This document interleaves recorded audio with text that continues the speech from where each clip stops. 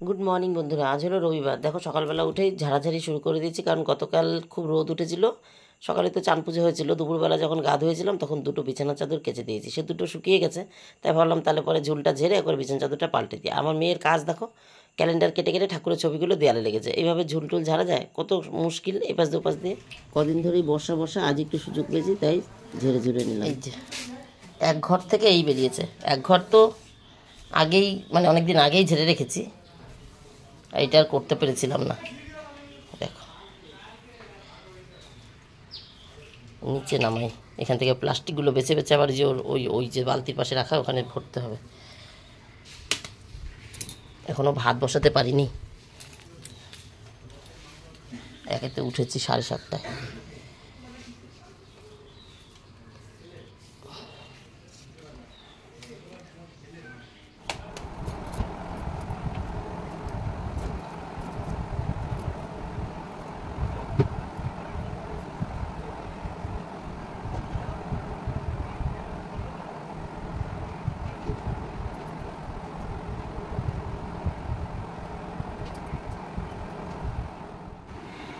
বিছানা চাদর পাতা হয়ে গেছে বন্ধুরা।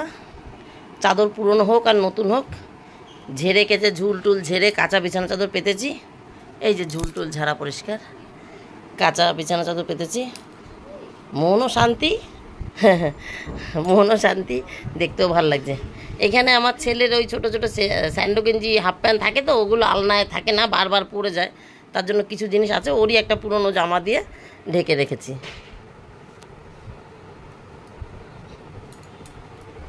আর এখানে ভাত বসানো হয়ে গেছে, ঘর ঝাড় দেওয়ার পর চাল ধুয়ে ভাত বসিয়ে দিয়েছে। যে রাইস কুকারের লাইট জ্বলছে, তারপরে বিছানা চাদর পাততে আসলাম। এখন ঘর মুছবো, পুরোনোটা ওইখানে তোলা, কর্তা বাজারে এনেছে, ধুয়ে রেখেছি। এই যে বাবারে,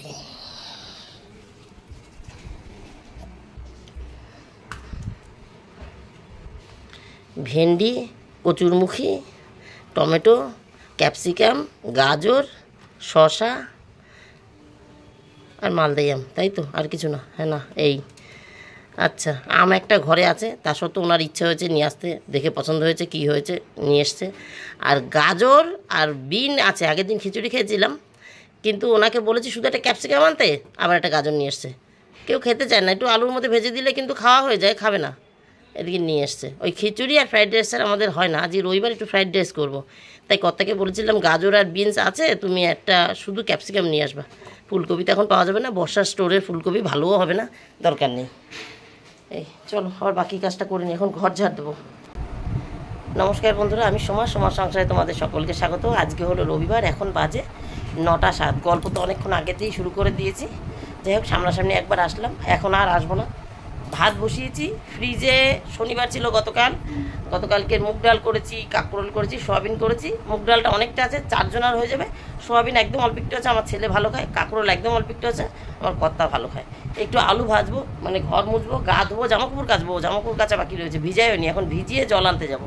জল নিয়ে এসে ঘর মুছে ততক্ষণ ভিজে যাবে, একটু নোংরাটা একটু সার্ফে না ভিজালে হয় না। ওয়াশিং মেশিন তো 12টা বেজেছে, নাহলে এতক্ষণ দেখো ওদিকে ওয়াশিং মেশিনে কাচতে দিয়ে এসে কাজ করতাম, এই ঘর মুছতে মুছতে আমার ভাতটাও হয়ে যেত। ওয়াশিং মেশিনের এক মিস্ত্রি পাল্টে আর এক মিস্ত্রি নিলাম, সেও করে দিয়ে গেল না। যাই হোক, তাই এখন আবার কাচবো, তারপরে গা ধোবো, ঠাকুরের কাজ করবো, ফুল তোলা, ঠাকুরের জায়গা মোছা, তারপরে আসবো। তাই এখন আর দেখা করছি না, এখনকার মতন ডাটা, পরে আসছি। ওই একটু আলু ভাজতে পারলে ডাল দিয়ে, আর যে যে তরকারি কথা বললাম একটু একটু আছে, সবার খাওয়া হয়ে যাবে। মোচাটা পড়ে রয়েছে, গতকাল করতে চেয়েছিলাম, গতকাল আবার ওই বাড়ি গেলাম না, ওর জন্য মোচাটা আর করতে পারিনি। তা কী করা যাবে, আজকে না করতে পারলেও অন্তত ছাড়িয়ে কুটে রাখতে হবে। কারণ কি, আজকে তো রবিবার, আজকে তো মাংসর সাথে আর কিছু চলবে না। আর আগামীকাল তাহলে একটু করবো, আগামীকাল হয়তো একটু ডাল হতে পারে, মাংসর পরের দিন সাধারণত আমাদের একটু ডালই হয়। এর মধ্যে আবার জলও আসবে, এই ঘর মুছতে মুছতে আবার জলও তুলবো, সেটাও তো রুটিনে রয়েছে, সেটাও তো বলতে ভুলে গেছি। সব কাজ তো দেখাতে পারি না, কিছু কাজ গল্প করে রাখি।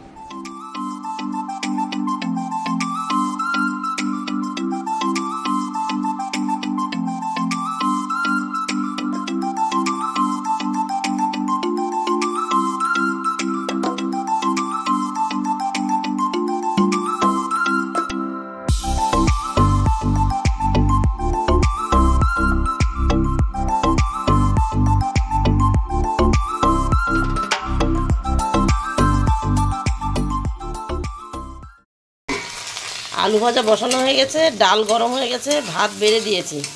ফুল তোলা, গা ধোয়া, মানে গা ধোয়া, ফুল তোলা, ঠাকুরের জায়গা মোছা সব সেরে চলে এসেছে। এই যে আলু ভাজা প্রায় হয়ে গেছে, কর্তাকে ফোন করে দিয়েছি চলে আসবে। ভাতও বেড়ে ফেলেছি, তাড়াহুড়োয় কথা উল্টোপাল্টা হবে। এই যে ভদ্রলোকে একটা পেঁয়াজ কাঁচা লঙ্কা দিয়েছি, আর ছেলেমেয়েরা তো একসঙ্গেই ভাত খায়। গরম ভাত ধোয়া উঠছে, একটু ছড়িয়ে ছড়িয়ে রেখেছি, ধোয়াটা বেরিয়ে যায়, কারণ ভাতও গরম আর ডালও গরম। এটা কতটা ডাল রয়েছে, ডালও গরম করে নিয়ে এসছি, ধোয়া উঠছে, এতটা ডাল রয়েছে। আর এইটা একটু কাঁকরোল, একটু সোয়াবিন আছে, ওগুলো অল্প অল্প, ওই জন্য ওগুলো আর গরম করিনি। এই সোয়াবিনটা ছেলেকে দিয়ে দেবো। যাই হোক, তাহলে আবার পরে আসছি, কর্তাকে ফোন করে দিই। সকালের খাওয়া দাওয়ার ঝামেলা মিটিয়ে বন্ধুরা দেখো মোচা ছাড়াতে বসেছি। এই একেবারে সেই কুচো চিংড়ি বাছার থেকেও বেশি বড় খাটনির কাজ। এই যে দেখো কখন বসেছি, এই কটা ছাড়ানো হয়েছে, এখনও কত বাকি রয়েছে।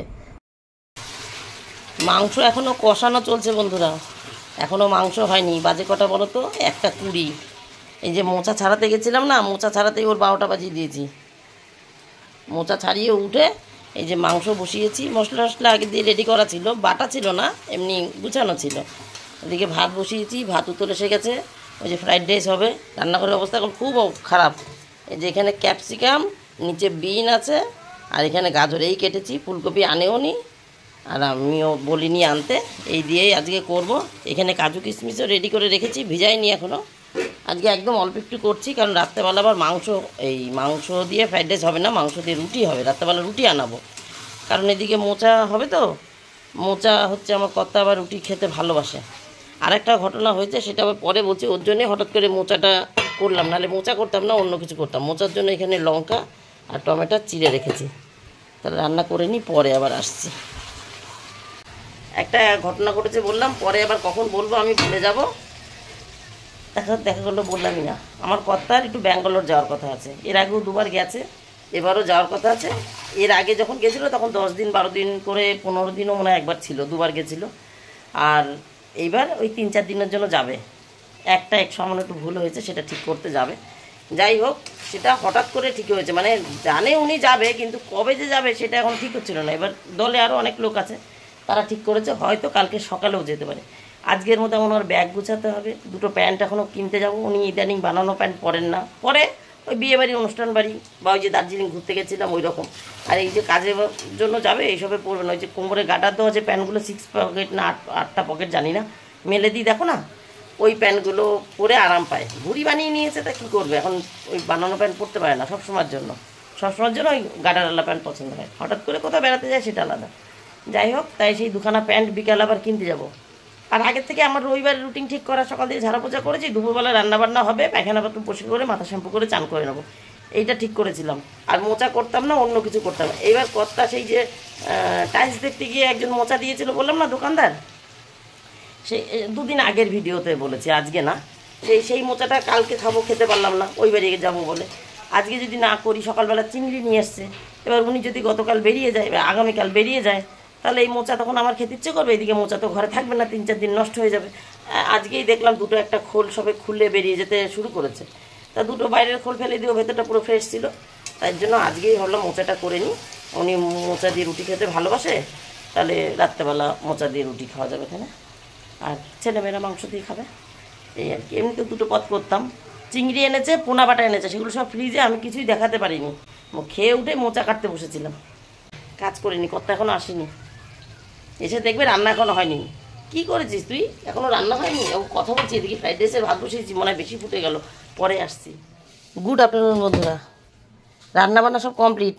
এই যে দেখাবো এক এক করে, এখান থেকে দেখাই। কর্তা চান করতে চলে গেছে, আজকে আর খেলো না।